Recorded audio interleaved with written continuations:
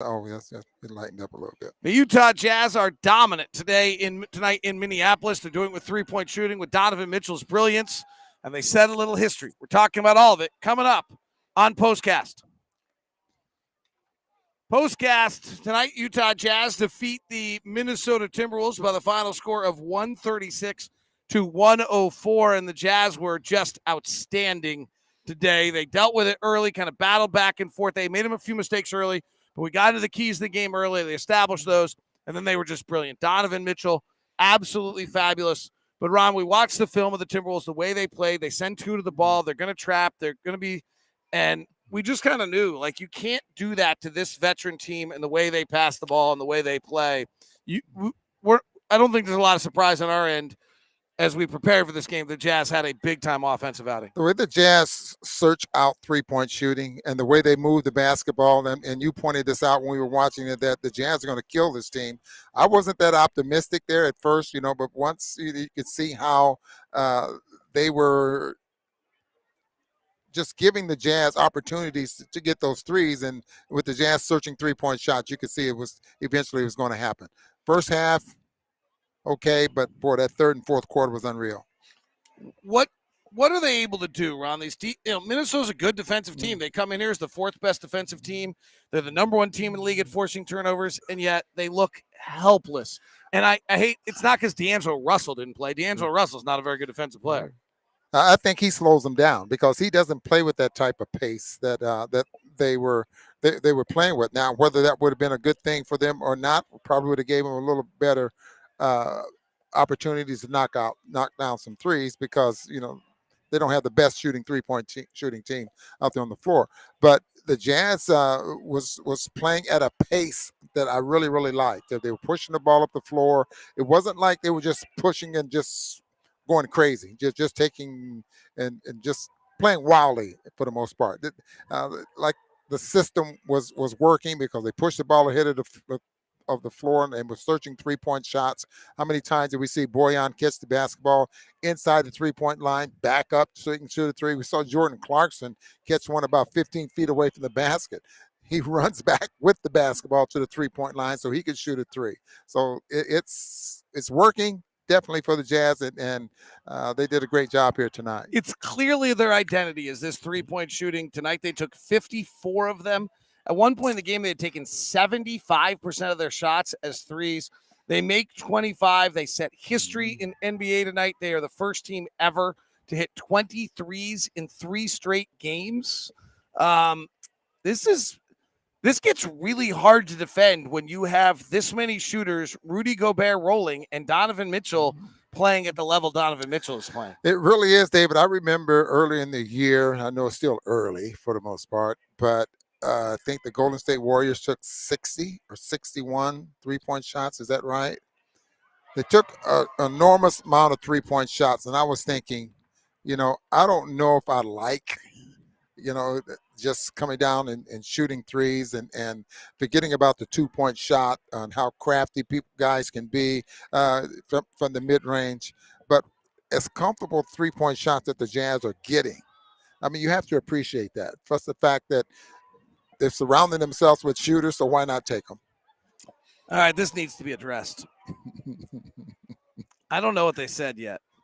I've heard about it. I've downloaded the game. I will watch it. I am petty. I will react. The Timberwolves home commentators made fun of Locke at the beginning of the game on his comments about teams being afraid of Gobert. How about this? Their freaking center took 2 shots in the first half. I think I remember that conversation we had with the commentators from Minnesota. That's all I got to say. They're still down there. Hey, wait a second. Hey, Benz. Hey, Benz.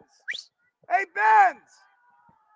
Hey, you want to come up here and talk about Gobert? You want to come up and talk about Gobert?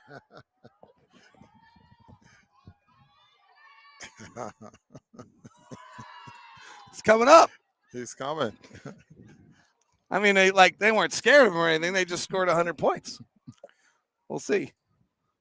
We'll find out what he has to say for himself. Mocked me early in the broadcast, getting cocky on his 3-game losing streak. Now, Rudy had 1 block. Uh-huh. He had 10 rebounds.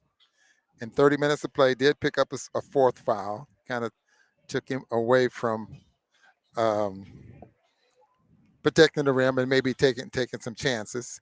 Come, I've got something. I got. Come on up. We can get you on a headset. Do we have an extra mic anywhere? I don't have. I'll put him on mine. Yeah, you can take mine. All right, you can take. I'll swear. No, I want to hear. I want to. So I've got all these messages on my social media and on our show. Here's our message that says the Timberwolves home commentators made fun of Locke at the beginning of the game for his comments about the team being afraid of Rudy Gobert. So, like, other than the fact your center only took 2 shots in the first half and like 18 guys dribbled in the paint and retreated out the other way, what part of it was I wrong about? Well, first of all, Jim Peterson is the one who made the comment, but he was saying, oh, but his lovely wife is down there with family, yes, so we don't want to bother him. But no, we weren't dissing Rudy. But Jim was saying, me. no. What Jim was saying, Jim was dissing your comment, saying that you thought that Rudy was more impacted people and made people more afraid than Hakeem Olajuwon did. I think Rudy's the best defensive player in the league since Olajuwon. Okay, well, that's not how Jim heard it. I asked him whether Olajuwon or Rudy was a better defender before the game. Okay, well, Jim said that you said he was better than Olajuwon. So, and Jim played with Olajuwon, right. So he took offense to that. So that's where that came from. Okay. So, but thanks for dragging me up here because the last thing, because I really want to talk more about this game because it went so well for us tonight. It didn't go quite that well. You saw history. I did see history because the Timberwolves they've tied the all-time NBA record now for the most 3-pointers given up in consecutive games. They've given up 50. Franchise or NBA? NBA record. The Pelicans gave up 50 in back-to-back games last year. And now the Timberwolves gave up 50 in back-to-back games. So it's we set the NBA record tonight for the first team ever to hit 23s in 3 straight games. Yes, I'm aware of that. I didn't know that record even existed either. Yeah. So it's been not been a good stretch for us. Yeah, and you guys, listen, hey, kudos to your team and Quinn and the staff. I mean, you guys are everybody's talking about it, and rightfully so, the starts for the Warriors and the Suns, but you guys look every bit like a championship caliber club, and it's gonna be a dogfight. Well, I understand what it's like when you got to cover for your color guy. Well, yeah, we've all been there. We all got to walk that rope. All right, thank you for wandering up. Thanks for having me up. I needed more cardio today. That's right. I have a feeling we'll see you right before Christmas. Oh, is that when you come back? Yeah, 23rd of December. And when do we come back here? Because I really you guys come back here January 30th. Because I was hoping we could get the winter cold again. Yeah. We're at your place December 23rd and then New Year's Eve. I went and visited the University of Minnesota campus today, which is gorgeous. How do those kids make it to class? I don't know. Because that walk is really cold from like a dorm to a classroom today. I admire them. I can't speak for them, and I don't know how college life has changed since I was there, but I know there was a lot of Jägermeister when I was going to school in upstate New York. I would have needed some internal heating had I was going to make it to one of these classes. Yeah. All right, David, good seeing you. Good to see you, Ben. All right. Here you go. I'll give you back your headset. All right. I don't need to put my spray on this, do I? I passed my test today. Okay. Oh, yeah, you guys had to test. They're down on the floor. They have to test. All right. Thank you, Ben. Hey, Pete, it was all your fault. All right. We got him. Pete's now with his son, Sanjay. All right, we got to wrap this up in a second. What would you like to add? We talked Donovan was brilliant. We had fun with the commentators because when you're on a 5-game win streak, you have fun. Offense was ridiculous. Ball movement was brilliant. Defense was not great until the third quarter. Well, it wasn't bad. I got one more thing. The Wolves did some pretty good things there in the first half. You got to give them credit for that. But we get a chance to watch practice. We get a chance to watch the game plan, what the Jazz want to do, and just to watch it work. I think it's rewarding for a coach, and then for us as broadcasters, being able to see what's happening out there on the floor and how what they put together seemed to fall into place. The other one we got to talk about is the game swung actually with the small lineup on the floor. Rudy Gobert went out with 4 fouls, and Rudy Gay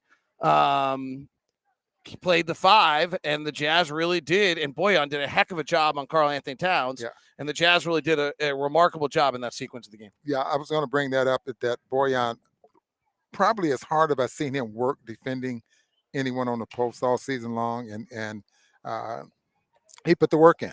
Karl Anthony Towns ended up with 20 points by the end of the game, 22 points pretty anyway. empty 20, I might add. But it wasn't impactful, you know. It was just some points that he was able to put in. All right, that was fun. Thank you to Dave Benz. He's a good sport.